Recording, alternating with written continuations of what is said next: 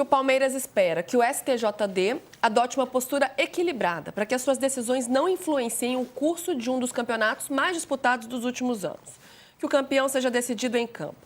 Um atleta é condenado por uma infração grave e joga normalmente por 2 meses, inclusive fazendo gols e decidindo jogos.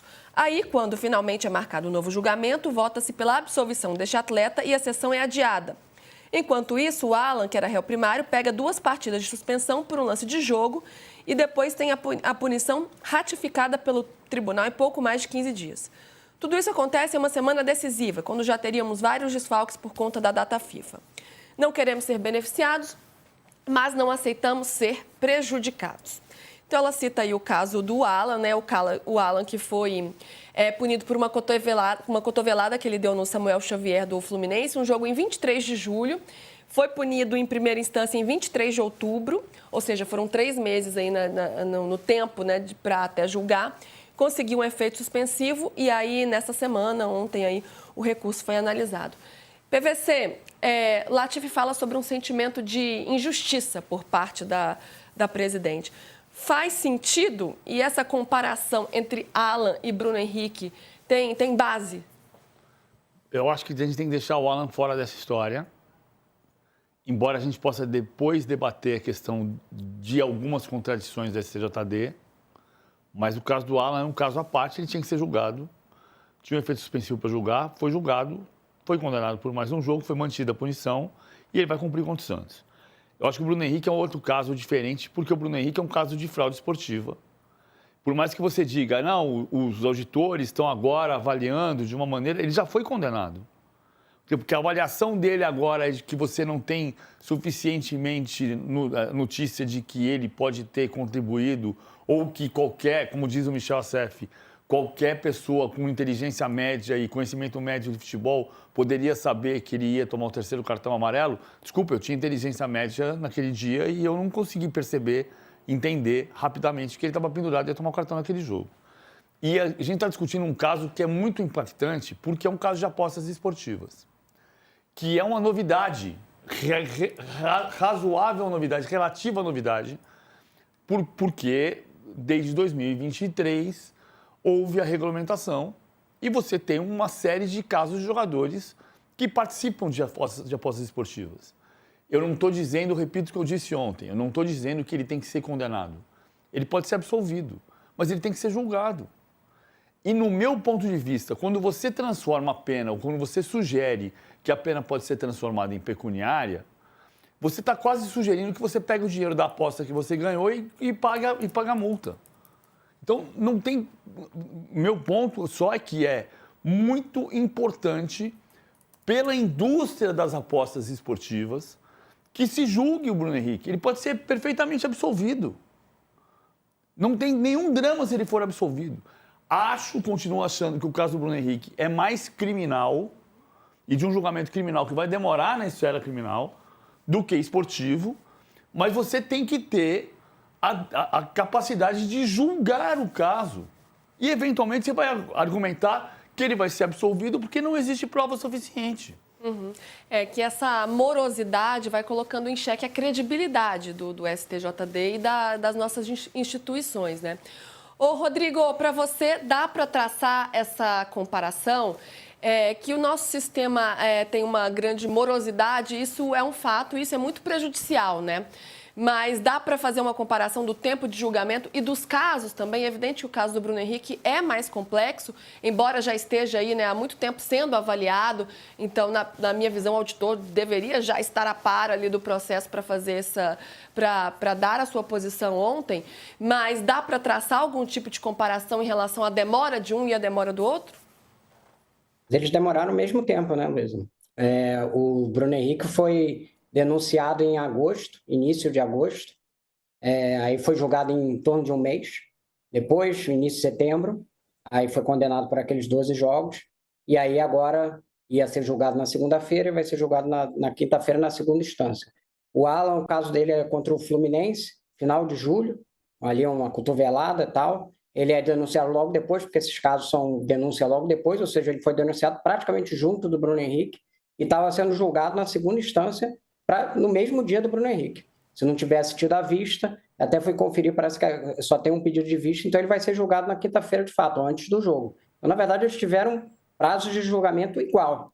E longos, podemos dizer, os dois, né? Os dois demoraram demais, assim como a gente está demorando em outros casos. Eu falei hoje mais cedo. Se você olhar a comissão disciplinar que tem da Justiça Desportiva, que é a primeira instância, né, que é chamada comissão disciplinar, essa comissão disciplinar está com casos de setembro, ou seja, 2, 3 meses para julgar na primeira instância. Se você pegar outros casos, aí eu estou falando aqui que é do Palmeiras, mas enfim, Vitor Roque, que já foi denunciado, está 1 mês também, ainda não foi julgado. Foi julgado até mais rápido do que ele. Mas isso a gente está comparando só o tempo de julgamento, não está lidando com gravidade, tipo de infração. Aí a gente pode entrar na questão da infração. Na questão da infração, eu acho que tem um problema. Então, assim, um problema da justiça desportiva é que ela é morosa. Então, do jeito que ela funciona, ela é morosa, mas ela é morosa para todo mundo. Falar em falta de equilíbrio, você não está analisando o prazo de todo mundo, porque demorou o mesmo prazo os 2 jogadores. Agora, se a gente tratar da questão de qual o tamanho que deveria ser a punição dele, eu acho que está claro que o texto da CBJD tem um problema. Ele tem um problema porque ele trata a pena mais grave só como sendo prejuízo à própria equipe, né? Você causar prejuízo à própria equipe. Isso permite ao Flamengo questionar a justiça desportiva e dizer, olha, eu não tive prejuízo nenhum, eu mandei ele tomar amarelo. Só que tem uma discussão que olha, mandou tomar amarelo, mas dentro do regramento esportivo, tomar amarelo é uma punição para aquele clube. Conta, inclusive, na tabela do campeonato. Eu até estou aqui me falhando se o Campeonato Brasileiro tem como desempate o cartão amarelo, mas eu acho que sim. Tem sim. Então, de qualquer jeito, você não tem uma legislação CBJD que consiga enquadrar corretamente essa questão de um jogador seja participar de um esquema de aposta, como aconteceu naquele do MP de Goiás, seja avisar um parente, como avisou o Bruno Henrique. Eu acho que isso aí está plenamente provado para mim no inquérito, que ele avisou o irmão dele. Eu li o inquérito várias vezes, já fiz zilhões de matérias, e que eu acho que ele tem que ser punido por isso, é algo indevido, mas você não consegue ter uma figura para punir corretamente. Eu acho que, por exemplo, a primeira punição de 12 dias, acho branda, mas como é que você enquadra? Aí você poderia dizer isso, não, mas ele de qualquer jeito prejudicou a equipe, então você poderia enquadrar ali na pena de 6 meses a 2 anos. Então, eu acho que a discussão sobre a pena existe e tem um problema ali. E agora a discussão sobre o sistema e a morosidade, ele é moroso para todo mundo. Dizer que está tendo um favorecimento por causa da morosidade é só olhar. Os dois tiveram a denúncia no mesmo momento, estão sendo julgados no mesmo momento. Isso aí depende de qual é digamos, a infração que eles estão cometendo. Vamos lá, o Bruno Henrique é até mais moroso porque o caso dele é de 2023. Né? Só que Não, mas quando começou o processo? Não, tudo a bem. gente tem que contar a partir daí. Tudo bem, estou discutindo. A expulsão do Alan foi 23 de julho. Como eu disse, acho que Alan e Bruno Henrique são casos completamente diferentes. Sim. O Alan tinha que ser julgado, foi punido, pronto, acabou. Não... A questão do Bruno Henrique é muito grave porque é um caso de aposta esportiva.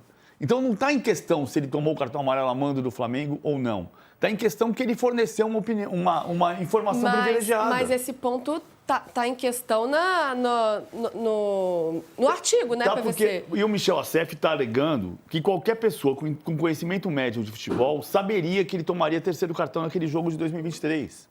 Tá, mas eu tenho conhecimento médio de terceiro de futebol e eu não percebi que ele ia tomar terceiro cartão naquele jogo. Também não sou apostador. Se eu fosse apostador, talvez eu percebesse. Talvez. Mas não é esse o ponto. O ponto do Bruno Henrique é ter ou não ter fornecido informação privilegiada para um apostador. E quando você diz que você quer transformar a pena de 12 jogos, que já foi atribuída, em pena pecuniária, é quase uma sugestão de você pega o dinheiro que você ganhou na aposta e paga. Claro, você pode não ganhar 100 mil reais, mas é um desaforo desse ponto de vista. Porque se eu ganhar 100 mil reais ou 10 mil reais, eu pego o dinheiro que eu ganhei na aposta e ajudo a pagar o negócio. Entendeu? É muito louco. Porque são coisas completamente distintas. O dinheiro que eles ganharam na aposta é bem menos do que a multa, viu, PVC? Só para título factual. Não, é menos de 6 mil reais e a multa é 100 mil reais. E se eu ganhar 150 na aposta? Se eu ganhar 150 mil reais... Só estou dando a informação aqui. Sim. Que é bem menor o valor e que não daria para um pagar o outro. Mas, de qualquer maneira, você concorda comigo que é quase uma sugestão de você pegar o dinheiro que você ganhou na aposta, seja 5 ou 10 ou 15, e completar na multa? Não, eu acho que uma coisa não tem nada a ver com a outra. Ok, tudo bem. Você acha, eu acho que tem. Mas ok, não tem problema. Estou dizendo só que você transformar em multa pecuniária um caso que é emblemático, por quê? Porque a gente precisa demonstrar, a sociedade precisa receber uma demonstração de que quem trabalha na indústria do esporte não tem o direito de fornecer informação privilegiada para apostador. Não, eu concordo com você que é um recado muito ruim para a sociedade que você pague em dinheiro uma punição como essa, né? A questão é que, como o Rodrigo falou, acho que tem uma questão da legislação. Uma votação, né? Oi? Um auditor. Exato, exato. isso. Vamos deixar isso claro. 8 auditores para votar. Tá sendo dito aí como se já tivesse sido dado uma sentença. Perfeito. Eu não disse isso. O primeiro auditor... O relator votou... do processo, inclusive, que deu o primeiro voto, votou que essa seja a punição, uma multa de R$100 mil. Ainda faltam 8 auditores para completarem essa votação. Esses 8 auditores vão fazer isso na quinta-feira e aí sim a gente vai ter Luísa, só para dar uma informação, final. Desculpa interromper, e aí não é a minha análise não, é a informação que eu tenho. Como é que foi feita essa análise para ele achar que chegou mais ou menos a não precisar enquadrar o Bruno Henrique em infração à ética, né? Que é essa desqualificação. Ele tirou daquele artigo que dava 12 jogos para ele e agora passou para esse da punição com multa pecuniária.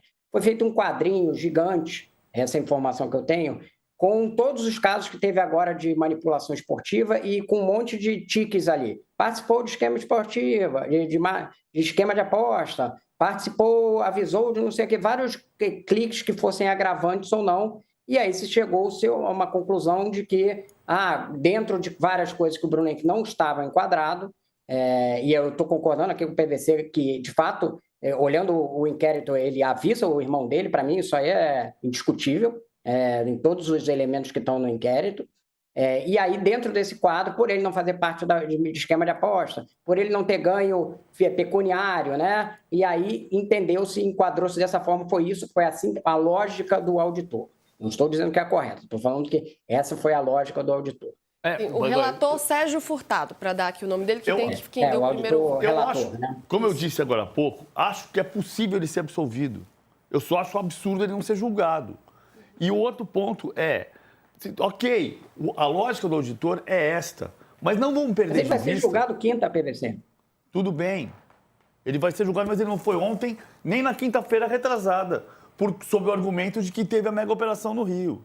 Então, o julgamento nos últimos 10 dias, ele foi adiado 2 vezes, o que é um péssimo sinal para a sociedade, no meu ponto de vista.